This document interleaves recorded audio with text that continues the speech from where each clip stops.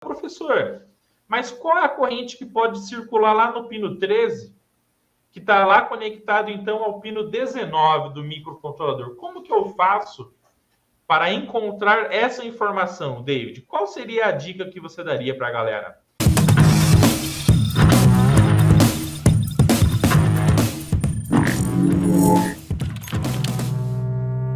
Eu não quero ficar sem você, eu quero te ensinar cada vez mais eletrônica, então não esqueça de cravar o dedo no like, na inscrição no canal e ativa o sininho das notificações para o YouTube mandar os vídeos do Eletrônica Fácil para você aprender mais e ser um faixa preta no mundo fantástico da eletrônica. Posso contar com você?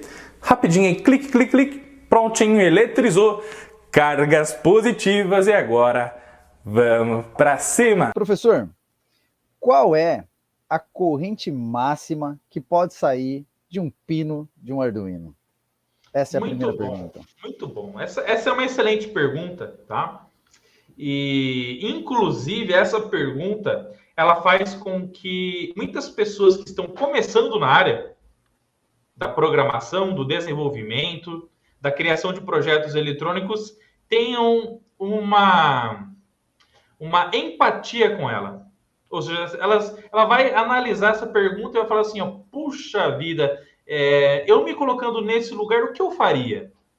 Eu ligaria 1 ampere com minha placa Arduino, 2, 3, 4, né? Inclusive, muitas pessoas podem ativar aí a famosa similaridade em muitas das vezes ter queimado o seu Arduino por ter feito algumas famosas caquinhas eletrônicas do nosso dia a dia, né? Porque o que é muito comum, David? Se a galera que estiver participando aqui já passou por isso, deixa a hashtag já passei por isso no campo de comentários, tá? É muito comum, às vezes, as pessoas que não têm tanto conhecimento usarem o Arduino porque ele é muito massa, e ele é muito bom, sensacional, para fazer projeto de automação residencial. Então, por exemplo, pega uma pessoa da área de engenharia mecânica, ou uma pessoa da área de paisagismo, ou uma pessoa que é músico, ou qualquer pessoa que quiser trabalhar com Arduino consegue. Por quê? Porque ele é muito didático, ele tem muito exemplo. Ele é open hardware, open source. Toda a comunidade ajuda com muitos códigos prontos. E a pessoa fala assim, eu vou pegar e vou fazer a automação residencial da minha casa. E ela começa ali ligando, desligando um LEDzinho, como, por exemplo, eu estou mostrando aqui no software Proteus, né? Então a pessoa vai lá, ativa um blink lá, pô, show de bola. Então liga um LED, desliga um LED, né? Putz, top de linha. E ela fala assim, se eu liguei e desliguei um LED, eu posso ligar uma lâmpada 127 volts, eu posso ligar um motor, né? Eu posso fazer uma automação lá no meu carro, para eu apertar, dar um clique no meu celular, subir e descer os vídeos do meu automóvel, ou fazer inúmeras outras funções, né?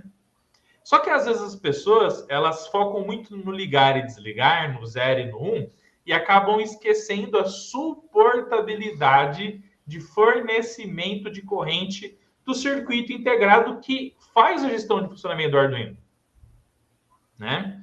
Inclusive, nós temos que trocar a pergunta. A corrente elétrica não sai do Arduino, sai de quem está inserido no Arduino, que nesse caso é o microcontrolador Atmega 328P, que é esse cara que eu estou mostrando aqui nesse momento. Tá bom? Então, o microcontrolador Atmega 328P, ele é o cara que está na placa Arduino Uno, né? Então, olha lá, o Arduino Uno aqui bonitão, né? O cara que faz todo o funcionamento dele acontecer é o microcontrolador Atmega 328. Então, a forma correta de perguntar seria a seguinte: qual é a corrente elétrica máxima que poderá circular por cada terminal do microcontrolador Atmega 328? Perfeito, gente? Então, essa seria a pergunta correta. Mas se é correto assim, por que não falou anteriormente, professor? Porque a gente tem que explicar aqui, explanar, como a maioria das pessoas vão perguntar. Porque a pessoa que é da área de arquitetura, pessoa que é da área de marcenaria e que vai fazer um projeto com Arduino, vai pensar em corrente do Arduino, tá bom? Mas eletronicamente falando, a gente tem que mostrar aqui qual seria a forma correta de explanar isso, que é a corrente do Atmega 328P. Tá bom, pessoal? Fechou? É porque essa forma de colocar, você ajuda esse iniciante onde pesquisar? Onde eu pesquiso? No Arduino ou quem está dentro do Arduino que está fornecendo isso? Então você direciona a sua pergunta e a sua pesquisa para esse componente, porque é ele que vai fornecer essa corrente, né? Perfeito, muito bom. Então, pessoal, dito isso, é muito importante a gente pensar no seguinte, né, David? Aqui a gente tenta explicar tudo nos mínimos detalhes, tá? Então, analisando esse circuito muito simples, tá bom? Aqui nós temos o I/O 13, ou seja, o pino 13 do Arduino, controlando tanto um LED quanto outro LED, tá? E esse pino 13 do Arduino, se você analisar aqui no software Proteus, que é o software que a gente está usando para simular aqui o Arduino, ó, se a gente der um zoom, nós vamos perceber o seguinte, que o pino 13 do Arduino nada mais é do que o pino número... É o pino PB5. É o porte B5 do microcontrolador. Então, anota isso aqui para mim no campo de comentários para a gente estudar junto, pessoal. O I/O 13, o pino 13 do Arduino, da placa didática Arduino, está conectado ao PB5 do microcontrolador Atmega 328P. Legal? Aí vem a pergunta, tá, professor, mas se eu segurar esse microcontrolador na minha mão, qual é o número do pino? Se eu tiver que testar uma continuidade, medir uma tensão lá, qual é o número do pino do microcontrolador que tem o PB5? Bom, primeiro eu vou mostrar como é que você pesquisa, tá, gente? O famoso pinout. Então, o que eu recomendo para vocês, tá? Abra o seu Google e digite assim, ó, pinout Atmega 328P. Legal? Então, digita assim, ó, igual eu estou colocando aqui, ó, pinout Atmega 328P. Quando você digita pinout Atmega 328P no seu Google, vão aparecer inúmeras imagens aqui, ó, e clique em imagens, tá? Que vão exibir para você a relação dos pinos do nosso circuito integrado, do nosso microcontrolador, em comparação com o pino do Arduino, em comparação com o recurso que cada um dos pinos tem. Então, usar o pinout é o seu braço direito para que você possa explodir, tecnicamente falando, ou analiticamente falando, todos os recursos que um determinado microcontrolador tem. Legal? Então, você consegue ver se o pino ele tem função analógica, digital, PWM, comunicação serial, entre outras coisas, tá? Então, para você ter essa imagem que eu estou mostrando, digita Atmega 328P Pinout. Primeiro ponto, tá? Segundo ponto, respondendo à pergunta, né, que a gente colocou, David, o PB5, que é o pino 13 do Arduino. Então, aqui em marrom claro, nós temos a cor que identifica o número do pino da placa Arduino. Legal? Em amarelinho aqui, a gente tem o PB5. Legal? E aqui a gente tem o número do pino. Você consegue enxergar qual é o número do pino do microcontrolador? Opa, tá bem claro aqui, 19. Isso. Então, olha que legal, gente. Então, o pino 13 do Arduino Uno está conectado no pino 19 do microcontrolador.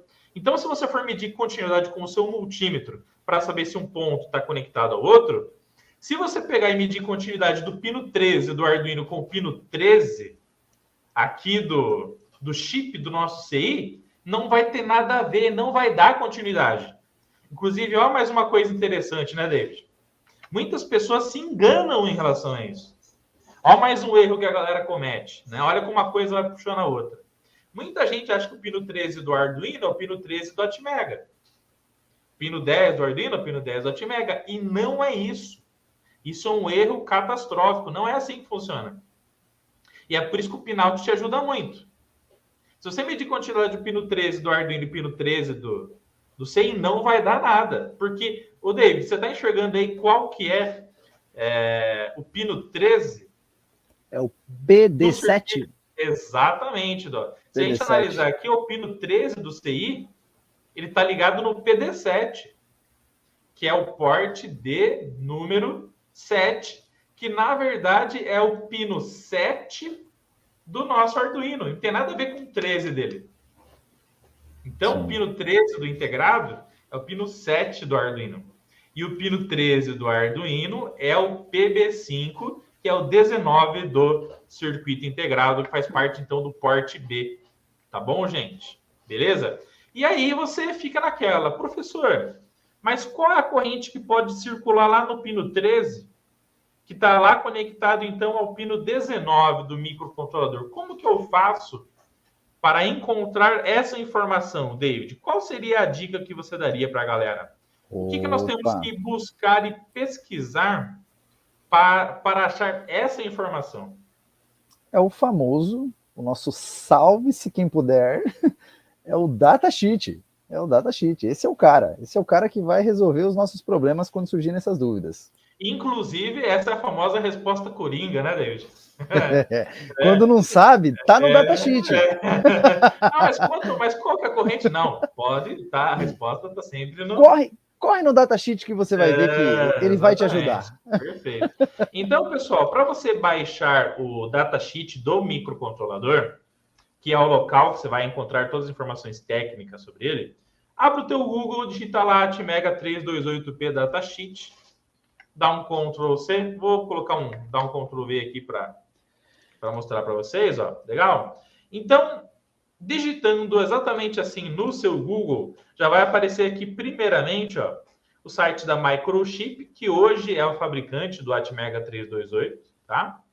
E aí vai aparecer aqui PDF, legal. Então, dá um clique aqui e já vai aparecer aqui, David, um documento de, no mínimo, 294 páginas. Né? É gigante. O datasheet do Atmega é gigante. Então, olha só. Gente, você tem aqui praticamente uma diversão, né? Se você quiser imprimir isso aqui e estudar, tá bom? É conhecimento para mais de metro, como diz o nosso aluno Ladson. Legal? Então, eu quero pesquisar algo específico. Então, como que eu faço para pesquisar corrente? Tá bom? Você vai fazer o seguinte, ó, dica do professor Rodolfo, tá? David, qual é a letra que vai nos ajudar a identificar corrente elétrica? Pela sigla I. Isso, perfeito. Então, eu quero pesquisar corrente. Então, eu vou apertar aqui Ctrl F, eu vou digitar I de corrente. Legal. Rapaz. Essa corrente, ela vai sair para controlar o LED ou qualquer outra coisa. Então, como que é a saída em inglês, David? Output. Output. Então, a letra que representa o output é a letra O. Aqueles então, A, né? De output. Então. E O, perfeito? Então, corrente I, output O. Agora eu quero saber essa corrente quando eu vou ligar o LED. Então, por exemplo, ligar é um nível alto. Então, é o famoso high level, nível alto. Então, I de output em nível high. Então, IOH. Então, digite, quando você for pesquisar no datasheet, pessoal, a sigla IOH, tá bom? IOH. Então, o que significa IOH? É a corrente de output em nível high. Legal? Então, corrente de output em nível high. Corrente de saída em nível alto. Legal? Beleza? E aí, David, a parte boa é que quando eu digitei isso aí, apareceram aqui mais de 20 mil resultados encontrados, né? 20 e poucos mil. Quando eu digitei IOH, reduziu para 10. Então, isso é muito bom. Aí aqui, pessoal, quando você usa o Ctrl F do seu buscador aí na sua página web, para você pesquisar texto, né? Na tela que está sendo exibida aí, já apareceu aqui uma informação importante, ó. Na página 258, Tá bom, gente? Página 258, tá? A primeira informação que apareceu aqui é que, em condições de teste, a corrente máxima, em condições de teste, nos pinos do microcontrolador, vai ser de 20 mA em 5 volts. Então, isso aqui é muito importante, pessoal. Ó, já vou anotar aqui para vocês. Então, a corrente de teste recomendada pelo datasheet é de 20 mA quando alimentado o microcontrolador em 5 volts e 10 mA quando alimentado o microcontrolador em 3 volts. Perfeito? Então, se você já tivesse que se guiar para uma corrente, para utilizar uma corrente que o datasheet testou e comprovou um funcionamento legal, seria o quê? Uma corrente de 20 mA para uma alimentação de 5 volts. Legal. Mas como é muito importante a gente desbravar o datasheet, né? O que acontece, pessoal? Se você não sabe inglês, David, a gente pode fazer o quê? Pegar esse texto que está falando do 20 mili e do 10 mili e usar uma ferramenta, né? Qual que é a ferramenta que a gente pode usar? Opa, o Google Tradutor, né? Eu Perfeito. faço sempre isso. Perfeito, né? Por quê? Porque ninguém é obrigado a saber todos os idiomas que existem. Inclusive, a gente poderia estar trabalhando com datasheet em mandarim, que vai ser cada vez mais comum, porque, afinal de contas, a referência de produção de componentes é a China. Então, tem muitos datasheets em mandarim, tá? Então, vou clicar aqui no tradutor. Eu copiei aquele texto, tá, gente? Copiei aquele textinho, aquele parágrafo, e vou colar aqui, ó. Tá? E aí, traduzindo, aquele parágrafo diz o seguinte, ó. Embora cada porta de entrada ou saída, que é o famoso I/O, possa fornecer, em condições de teste, 20 mili, sob regime constante, tá? Ou seja, não transitório, né, em regime constante, o seguinte deve ser observado. Então, o próprio datasheet está fazendo o quê, David, para nós? Uma ressalva. E um alerta, né? Ele já está falando, o sabichão eletrônico, fica ligado nisso que eu vou te falar agora. E aí apareceram aqui, David, 2 itens. Ó, o item número 1 e o item número 2. Tá bom? E aí, pô, professor, mas eu não entendo o que está escrito aqui. Então, o que você vai fazer? Seleciona, copia e joga no tradutor. Com muita humildade e simplicidade, todo mundo vai conseguir entender o que está escrito lá. Legal, colou. Aí está falando assim no item número 1, ó. A soma de todos os IOH, que são as correntes de saída em nível alto, para as portas de C0 a C5 e D0 a D4 não podem exceder quanto, David? 150 mili, né? 150 miliamperes. Então, olha que interessante. Então, a corrente base de teste é 20 mA para cada pino. Legal? Porém, olha só que interessante. Quando a gente abre o pinout, né? Vou até interromper o compartilhamento aqui. Olha que interessante, pessoal. Por isso que é importante a gente estudar o microcontrolador e não só o Arduino como um todo, tá?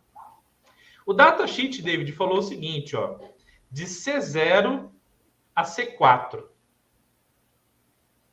De C0 a C4, não é isso? Isso aí. Então, ele está falando de quais pinos, ó? Ele está falando aqui, ó, do C0, do pino 23, né? Isso. Do nosso microcontrolador, a o pino 27, ó. Isso aí. Do pino 23 ao 27, se você somar essas correntes aqui, que está pegando 1, 2, 3, 4, 5, né? É do C0 ao C4 ou do C0... É do C0 ao C5. Me desculpe, tá? Do C0 ao C5. Então, vai do pino 23 ao pino 28. Se você somar as correntes aqui, de 1, 2, 3, 4, 5, 6 pinos, do C0 ao C5, mais do D0 ao D4, que são dos pinos 2 ao 6, aumentando mais 1, 2, 3, 4, 5 aqui. No total, a gente tem 5 pinos de um lado do microcontrolador, mais 1, 2, 3, 4, 5, 6, ou seja, a gente tem uma totalidade de 11 pinos. O datasheet fala o seguinte, que se a gente somar a corrente desses 11 pinos, não pode ultrapassar 150 miliamperes. Então, isso traz para nós um alerta. Por quê? Porque se você só bate em cima do 20 mili, se você só bate em cima do 20 mili e não lê o restante, não foca no contexto total, 20 mili, então eu vou ligar, fazer um blink com todos os pinos do microcontrolador, vou ligar e desligar LEDs em todos os pinos do microcontrolador e tá tudo certo. E não é bem por aí. Vai estourar 70 mili aí se usar em 20 cada. Então, ó, fazendo uma conta bem rápida, eu vou compartilhar aqui a calculadora. Vou abrir aqui uma calculator para a gente fazer uma análise bem rapidinha aqui, ó. Se a gente vai no 20 mili e aquela ressalva está usando 11 pinos como base, 20 vezes 11 pinos, se a gente puxar 20 mA de cada um, nós teríamos 220 mA de consumo total. 70 a mais do que os 150. Se ele está falando, né? Se ele está falando que o máximo é 150, então 220 mili menos 150, que é o máximo permitido naquele trecho interno do microcontrolador, estourou 70 mili. Ou seja, se você trabalhar dessa maneira com os 220, você vai estar puxando 70 mili internamente do microcontrolador a mais do que ele trabalha em condições nominais, então você pode estar sobrecarregando o seu microcontrolador. Legal? Então, David, como que... Ó, um desafio, tá? Como que a gente poderia, com segurança, estar trabalhando em nível alto com esses 11 pinos ao mesmo tempo? Qual seria a corrente elétrica? Qual seria a corrente elétrica de segurança para a gente trabalhar nesses 11 pinos? Como que a gente calcularia isso?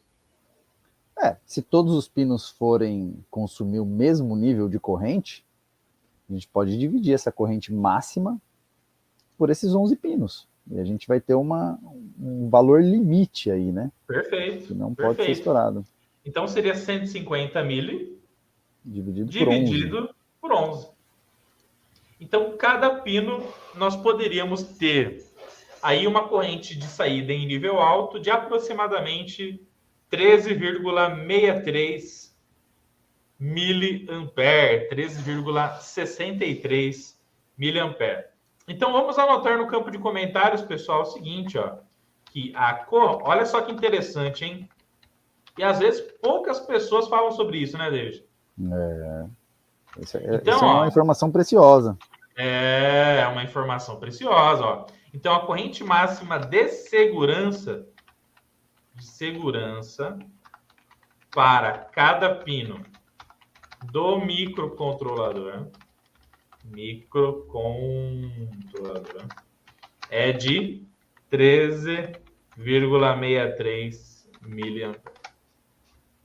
Legal? 13,63 miliamperes. Isso considerando o que o datasheet falou em relação à somatória daquele periférico. Enquanto Perfeito? todos dessas portas estiverem sendo utilizados, né? Exatamente. Se você usar todos para poder ligar e desligar alguma coisa de forma simultânea. Essa seria a corrente máxima. Tá, gente? Beleza? Tá bom? Mas se for ligar de forma isolada, não passando de 150 mili, você poderá trabalhar com 20 mA tranquilamente. Legal? Não excedendo na somatória os 150 mA, tá? Obrigado, meu querido Alisson Leandro, por ter feito uma doação de R$1 aí para a Eletrônica Fácil. Muito obrigado, meu querido. Toda ajuda é bem-vinda. Muito obrigado aí de coração, tá? Beleza? Mas o datasheet não para por aí, David. O datasheet tem mais uma ressalva.